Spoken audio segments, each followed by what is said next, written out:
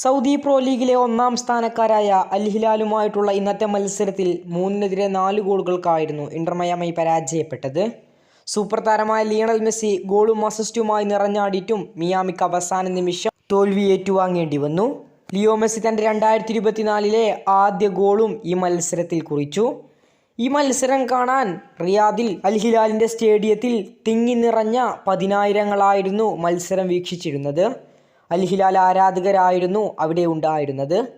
എന്നാൽ തുടക്കം തൊട്ടേ അൽ ഹിലാലിന് കടുത്ത സപ്പോർട്ടിന് പുറമെ സൂപ്പർ താരമായ മെസ്സിക്കു വേണ്ടി ആർത്തിരമ്പുകയായിരുന്നു ആരാധകർ. വേൾഡ് കപ്പിൽ ചുംബിക്കുന്ന ബാനറുമായാണ് ലിയണൽ മെസ്സി ആദ്യം അവർ വരവേറ്റത്.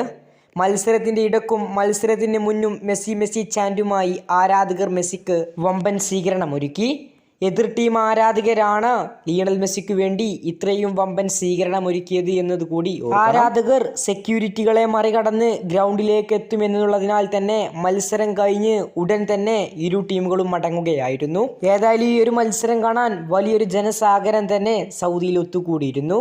ഇനി ഫുട്ബോൾ ലോകം ആകാംക്ഷയോടെ കാത്തിരിക്കുന്നത് മെസ്സിയും റൊണാൾഡോയും തമ്മിലുള്ള ആ പോരാട്ടത്തിനു വേണ്ടിയാണ്. കൂടുതൽ ഫുട്ബോൾ വാർത്തകൾക്കും വിശേഷങ്ങൾക്കും വേണ്ടി ചാനൽ ഇപ്പോൾ തന്നെ മറക്കാതെ സബ്സ്ക്രൈബ് ചെയ്യുക.